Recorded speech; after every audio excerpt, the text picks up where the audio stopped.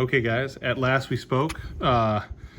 This was going to be a source of some consternation, but we used a couple of little pattern files and reshaped the slot on it. So came right out, usable threads in the hole.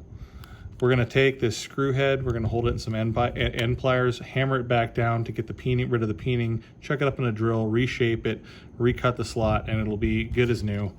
And I don't know what we're doing with this. This has got kind of a weird shape to it. I wonder if that was just the shape of the wood originally. But gonna reuse that too. Very excited, very excited. All right guys, so here's what we're gonna try to do. We've got the diamond burr chucked up in the Fordham tool. Got a couple other options sitting here, but we set a little stop so that we can go in from the back side of these holes, no thicker than the frame. So in theory, we can open it up from the inside out and just punch through lightly, and then that'll let us slot or knock the pins, or I guess they're screws still technically, through from the back side, and that should let this whole thing come apart, and then we can address you know, making sure the holes are perfectly round and centered, and making new screws for it. I have a suspicion we're gonna have to go oversized, but we're gonna try to minimize that if we can. You know, just cause.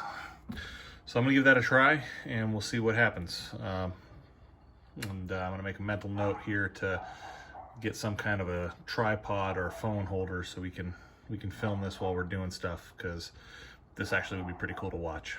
But on to it. Okay, we got it notched out a little bit. I'm gonna try to get in there now with a hacksaw and see if I can break that out, because it's a little bit faster. But once we do that, then we can try to pop a flathead in there and just make that that screw head side pop out, and then we can play with the rest of it. Okay, after a bunch of work, the diamond bit takes forever, but it's pretty controllable. We got the pin cut in half, and we got the head knocked out. If you can see, it looks like they drilled it from the back side,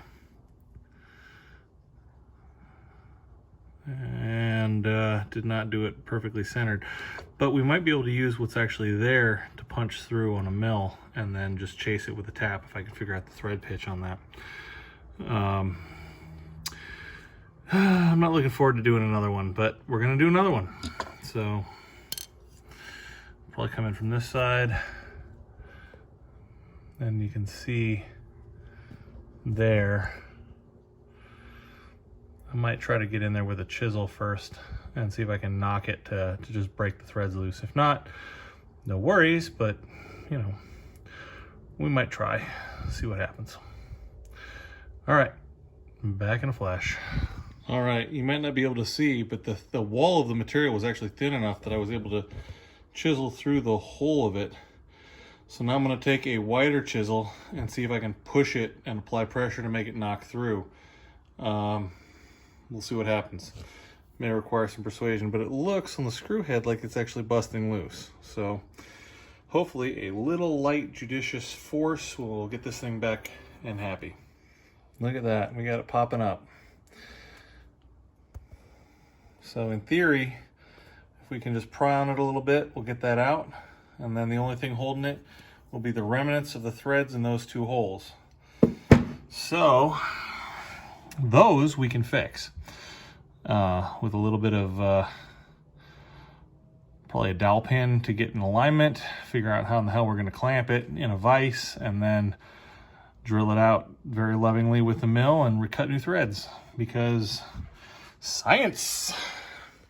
Well, here's a bit of good news. Once we got that last pin, or screw actually, out of the hole, and man, that thing was kind of rough looking.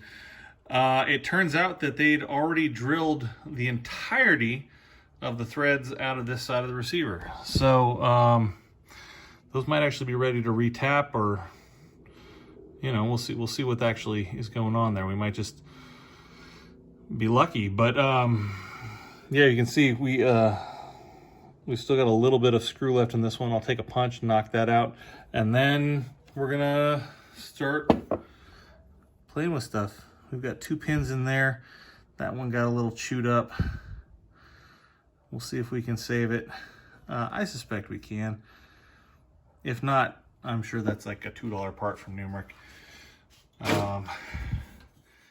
But the rest of it, I don't know what that D10 is. I don't know if it's a busted screw or what. I gotta look at a diagram of this. But this actually looks to be in pretty good shape. This second screw over here looks like it might even still have some of the screw threads left in that hole that I could clean up with an ice pick. Maybe both of them do. So it's not as horrible as we feared. It's apart. I'm gonna take this punch and knock those pins out and see if we can get that freed up. If it doesn't want to move easily, then it's gonna go in an ultrasonic tank. As soon as I buy a electrical cord that fits the ultrasonic tank, because I thought I had one, but it turns out I don't. Yeah. And then we can see how much of this we can save. I'm digging this. All right, give me 1 second. I'm gonna see if those pins come out, because I need to know. All right, guys, I tried taking a punch to the little pins, and they are frozen in there pretty good. So we're gonna hit them with some penetrating oil, see if that breaks them loose, maybe put a little heat to them, and then possibly the ultrasonic tank. On the rest of it, I took the punch and knocked that little bit of remaining screw on it.